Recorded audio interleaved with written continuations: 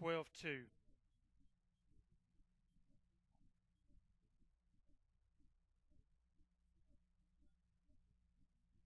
Good deal, I got it up there. Okay. Do not conform any longer to the pattern of this world, but be transformed by the renewing of your mind. Then you will be able to test and approve what God's will is, His good, pleasing, and perfect will. You can be seated. Now, if you remember last week, and I always try to pick up back where I left off, I said Christians are to be careful not to give the devil any space in their lives. And so what we're going to talk about this week is we're going to start with point 1, and I'm going to tell you that wherever we are most vulnerable, Satan will attack us.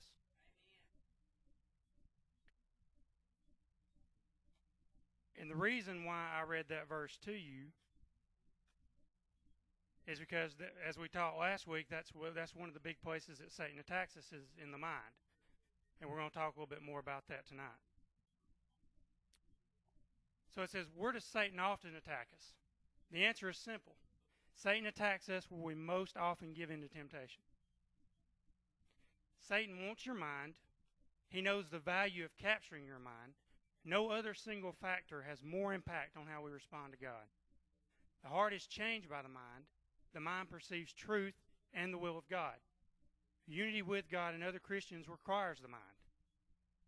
A corrupted mind will block your usefulness to God in the kingdom.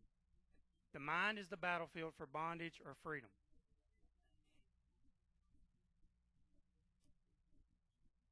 You know, we give Satan opportunities to attack any time we move in his direction. Moving in his direction always begins in the mind. The more we place ourselves in the way of temptation, the more space we give to the devil. The more likely it is we will lose a spiritual battle based on lies the enemy plants in our minds. We decide to move in Satan's direction, and this very foothold may lead to a stronghold, like we talked about last week. Point 2. Satan wants us to give up and to believe the patterns of sin can never be changed.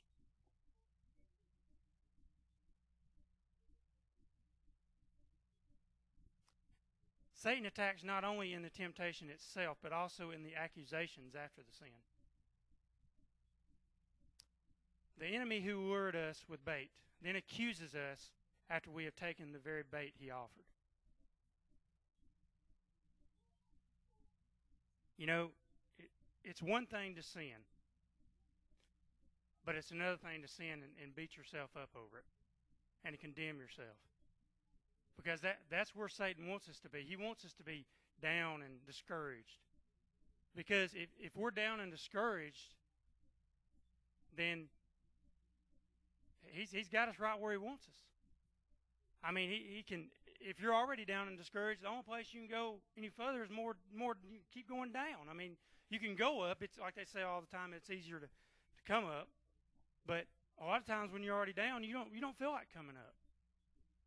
And so you're going to be sitting there, and you're just going to be constantly in that state of being pushed down more and more.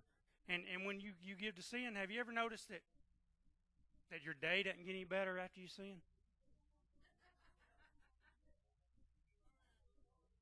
Have you ever noticed that everything's going to go wrong that day is going to go wrong? Well, then why do we do it? If we know our day's going so bad? Well, now, we can not sin and have a bad day, too. So I guess we can't really differentiate the two. But you know, to me, it seems that when we beat ourselves up like that, and because that's what he does. Is exactly what it says. The enemy who lured us with the bait then accuses us after we take the very bait he offered. So not only does he turn around and give us that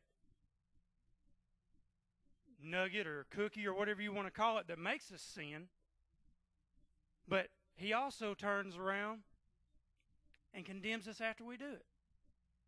And what does he normally say? He's not out about it. He's not easy about it.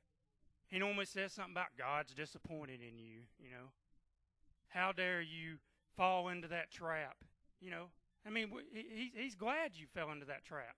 But now that you fell into that trap, he's just going to make you feel worse about it. He's going to bring you down more.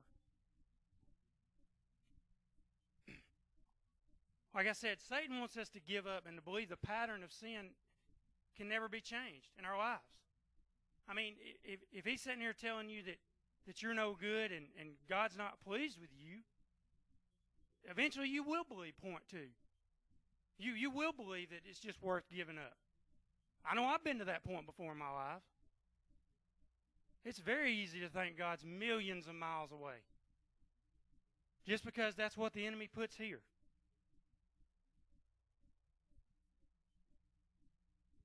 But you know, as a church, we're the body of Christ and the chosen people of God. God has so designed the church that when one member suffers, all members suffer. We talked about that the first week. Likewise, spiritual warfare in the lives of the individual members affects the entire church. Even though other members may not be aware of the specific battles, a member who consistently loses spiritual battles ultimately affects the entire church. I'm going to read that again. Even though other members may not be aware of the specific battles, and that's why I encourage you to be aware, to get involved. Now, I ain't talking about take their burden from them.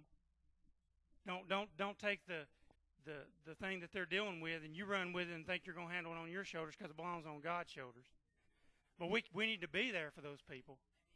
And we need to be there praying for them and lifting them up. And if they want to call us at 2 o'clock in the morning, that shouldn't be a problem.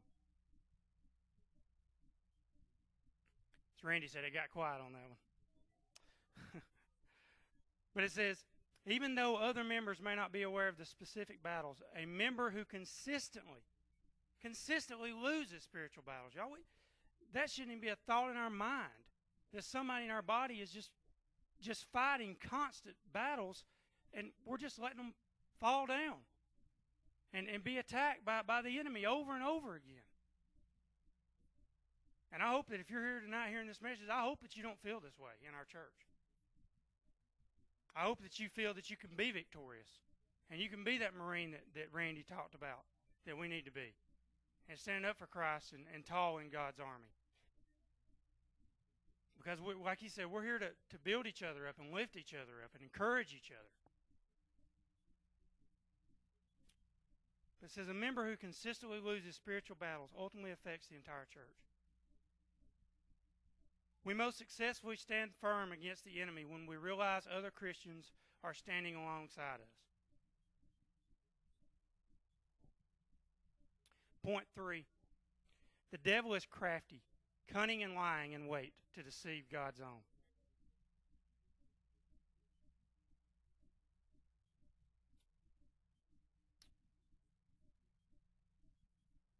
So we're sitting here talking about the church as a whole body and how much the church needs to be there for its believers, for its members.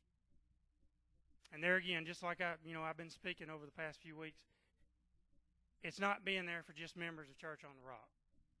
It's being there for the whole church body, no matter where anybody goes to church.